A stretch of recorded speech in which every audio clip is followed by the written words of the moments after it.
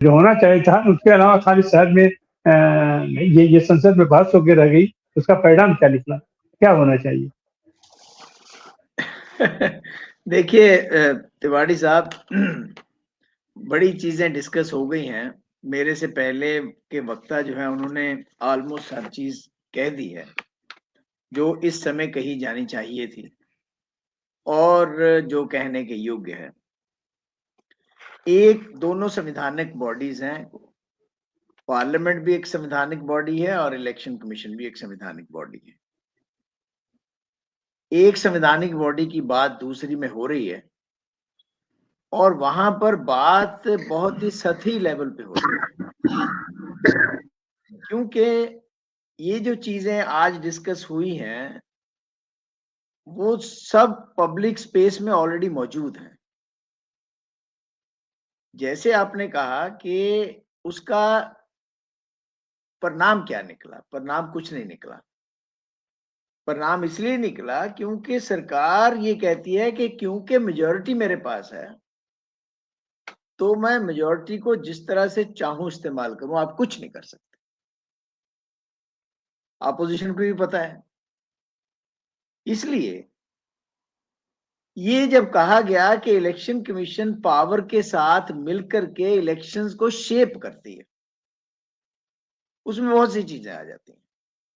उसमें कब इलेक्शन होगा, कितने दौर में इलेक्शन होगा, आचार संहिता का क्या होगा, किस तरह से हम एक सिलेक्टिव एमनीशिया में इलेक्शन कमीशन चला जाएगा, जहां पर आंख खोलनी होगी खोलेगा, जहां पर नहीं खोलनी नहीं खोलेगा।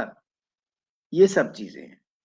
तो शेप इलेक्शन करता है, इलेक्शन कमीशन करता है पावर के साथ मिलकर के।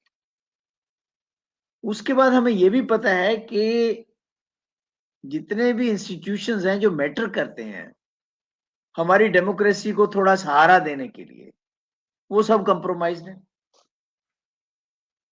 इसके अलावा जितने भी सरकारी एजेंसीज हैं, खासतौर पर जो सेंट्रल एजेंसीज हैं, उनका इलेक्शन के टाइम पे जिस तरह से दुरुपयोग किया जाता है, ईडी, सीबीआई और ये सारा कुछ, वो हम सबको पता है। फिर जब हम कहते हैं कि हम डेमोक्रेसी इंडेक्स में वर्ल्ड वाइड नीचे चले गए हैं, वो कहते हैं नहीं ये तो बकवास है, ये तो किसी किस्म का कोई हमारे खिलाफ षड्यंत्र है, अदरवाइज ऐसा कुछ नहीं है। क्योंकि डेमोक्रेसी का बिल्कुल सही कहा किसी ने, मीनिंग ही चेंज हो गया है। अब ये देखिए कि हम हमारे कितनी कितनी हमारे लोकतंत्र हैं और कहां पर डिक्टेटरशिप्स है, कहां पर मिलिट्री गवर्नमेंट है, बड़ा कुछ है दुनिया में। लेकिन हम 100 से भी नीचे कहीं खड़े हुए हैं, 179 जो सर्वेड कंट्रीज हैं इलेक्शन कमीशन में।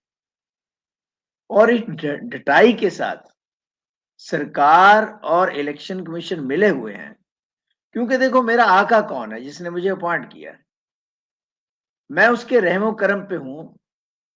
उसने मुझे जब अपॉइंट किया है तो मुझे फेवर देकर के अपॉइंट किया है, कोई फेयर सिलेक्शन से नहीं किया है। इसलिए जो वो कहेगा वो मैं करूंगा। और आप शोर मचाएंगे, मचाते रहिए शोर, कोई बात नहीं। पार्लियामेंट में भी 2 दिन डिस्कशन हो जाएगी। पार्लियामेंट तो बेसिकली है ही इसीलिए को कहते जो पार्लियामेंट है ये केवल बातें करने का एक अड्डा बन के रह गया है। वहां पर कुछ भी वो नहीं होता, कोई फैसला नहीं होता। एसआईआर पर इसी तरह से टस से मस होने के लिए सरकार तैयार नहीं है। वो कहते हैं एसआईआर आपके टाइम में भी होता था, हम करवा रहे हैं तो आपको क्या प्रॉब्लम आ रही है। इसी तरह से हम देखते हैं कि इलेक्शन कमीशन का अनाप शनाप किस्म की पावर जो है, जैसे कि सिटीजन, इलेक्शन कमीशन तय करेगा कि कौन सिटीजन है कौन नहीं है। भाई इलेक्शन कमीशन के पास तो ये पावर कभी भी नहीं थी। लेकिन अब इलेक्शन कमीशन जो है वो कहता है कि इस डॉक्यूमेंट को मैं एक्सेप्ट करूंगा एज ए आपके सिटीजनशिप का सबूत, इसका मैं नहीं करूंगा, अपनी मर्जी है इलेक्शन कमीशन की। इलेक्शन कमीशन जो है वो विद, जिसको कि हम कहते हैं विद इम्प्यूनिटी, वो कुछ कर रहा है, उसको लेजिटिमाइज कर रहा है। जो कि इलेक्शन कमीशन को किसी भी सूरत में, जो संविधान उसको वो देता है powers, free and fair election की 324 वगैरह, वो सब जो है वो इलेक्शन कमीशन अपनी मर्जी से कर रहा है। हम बात कर रहे हैं, हम वोट थेफ्ट की भी बात कर रहे हैं, हम जो है वीवीपैट की भी बात कर रहे हैं। किसी ने कहा कि वीवीपैट 100% होनी चाहिए वहां पे पार्लियामेंट में, लेकिन होगी क्या जब वीवीपैट और जो पोल्ड वोट है उसकी मैचिंग ही नहीं हो रही है कहीं पर भी, तो अब कैसे वो करेंगे? वोट चोरी के बारे में वो हंस करके टाल देते हैं, वो कहते हैं ये तो वैसी राहुल गांधी या लोग जो है ऐसी इनका शोषा है, अदरवाइज ऐसा कुछ नहीं। तो ऐसी सिचुएशन में मैं फिर वही कहूंगा, जब तक इलेक्शन कमीशन को सड़क पे आकर के उसका जो दायित्व है वो याद नहीं दिलाया जाएगा, पार्लियामेंट से कुछ नहीं बनेगा। पार्लियामेंट में बात होगी, लेकिन इफेक्टिवली उसके ऊपर जो हम कह सकते हैं एक याद दिलाने वाली बात कि भी असल आपने ये करना है, उसमें तो सड़क पे आना पड़ेगा। अदरवाइज, और पॉलिटिकल पार्टीज उसके लिए तैयार नहीं है। हम व्हाट्सएप रेवोल्यूशनरी हो गए हैं, ज्यादातर हम सोचते हैं कि हम ग्रुप बना करके उसमें बात फैला देंगे तो हो जाएगी बात, लेकिन जब लोग इकट्ठे होकर के एक प्रदर्शन करते हैं, रैली करते हैं, घेराव करते हैं, ये सब डेमोक्रेटिक मेथड्स हैं, उस समय तक इलेक्शन कमीशन के ऊपर जू नहीं रेंगेगी। और इलेक्शन कमीशन को पता है कि ये लोग ये काम करने के अब आदी नहीं रहे हैं, क्योंकि जो एक जोश होता था वो जोश हमारे मोबाइल तक सीमित होकर के रह गया। जी तिवाड़ी साहब। जी डॉक्टर संजय, आपकी समाप्ति जी से पहले समय तो काफी हो चुका है। जी, बस मैं तो असल में समय हो चुका। मेरी टिप्पणी जो है वो पूरी मोहम्मद खालिद साहब से मैं पूरी तरह से सहमत हूं कि असल में जो सरकार है उसके ऊपर किसी किस्म का दबाव काम नहीं कर रहा। जितने हमारे चारों स्तंभ हैं, अगर इसको लेकर के केवल, अभी तो खैर गोदी मीडिया है, लेकिन अगर मीडिया ही जो है वोट चोर करके, अगर उसी ने ही पूरे मतलब जो इलेक्शंस हुए और जो वोट चोरी हुई इसको एस्टेब्लिश करने की कोशिश जो अपोजिशन कर रहा है, उसको अगर बैकअप अगर उसने प्रॉपरली कर दिया होता और उसकी स्टोरीज और सब फॉलोअप वगैरह उसने किया होता तो भी नतीजा निकलता। सुप्रीम कोर्ट ने भी अगर इस देश में लोकतंत्र को बचाने के लिए अगर इंटरवेंशन किया होता तो भी नतीजा निकलता। और अगर जो है कार्यपालिका के अंदर कोई ऐसे अधिकारी होते जैसे कि अब तक होते रहे हैं, हम ये नहीं मानते हैं कि सब तरफ जो है एक ही किस्म के लोग हैं, तमाम सारे अफसर ऐसे हैं जो ईमानदारी से काम करते हैं, लेकिन इलेक्शन कमीशन के अंदर और इस पूरी प्रक्रिया में से कोई भी ऐसा नहीं निकल रहा है जो कि एक सच्चाई का बयान करने को तैयार हो, क्योंकि बहुत बड़ा इसका एस्टेब्लिशमेंट है, उसमें से इंफ्रास्ट्रक्चर है, मतलब इसके अंदर तो हजारों तो इसके इंजीनियर्स हैं जो ईवीएम को ठीक करते हैं, इसके अंदर जो लोग परचेजिंग वाले लोग हैं जो पूरा का पूरा ईवीएम्स को खरीदते हैं या कहा जाए चिप्स को खरीदते हैं, तमाम सारे मतलब इतने बड़े पैमाने पर इसमें लोग लगे हैं, तो ये तो एक किस्म का गिरोह काम कर रहा है। अब जब तक इस गिरोह के अंदर से कोई लोग नहीं निकलेंगे या फिर जनता निकले और जनता सड़क के ऊपर से दबाव बनाने का काम करे, कुल मिला के बात यह है कि केवल संसद की बहस से नतीजा नहीं निकलेगा, कहीं ना कहीं से बड़ा दबाव, या तो जुडिशरी का दबाव बने या जनता का दबाव बने या कार्यपालिका में से कोई लोग इस तरीके के निकले या मीडिया, ये सब एक मुझे लगता है कि चला गया है। हेलो जी बोलिए बोलिए। जी जी जी, बस मैं इतनी ही कहना चाहता हूं। तो हम लोग तो इस चर्चा को जारी रखेंगे और ये जो अभियान है इस अभियान को लेकर के नहीं लिंक नहीं गया है।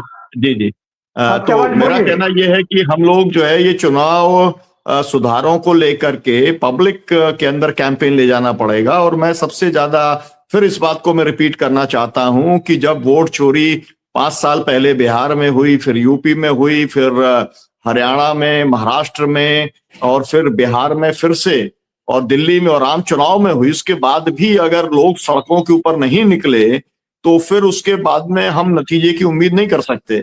जिस दिन लोग सड़क पर निकलेंगे मुझे लगता है कि नतीजा उसके बाद ही आना शुरू होगा, भले ही एक जो दन दबाव बनेगा, क्योंकि हमने ये भी सच देखा है कि जब जनता सड़क पे आ जाती है तो ये सरकार भी तमाम सारे मामलों में लगातार पीछे हटती रही है, चाहे वो किसानों का मामला हो, चाहे वो वकीलों का मामला हो। एक एक मामले के अंदर कम से कम 10-20 ऐसे मुद्दे हैं जो ये सरकार लेके आई और उसके बाद में ये पीछे हट गई।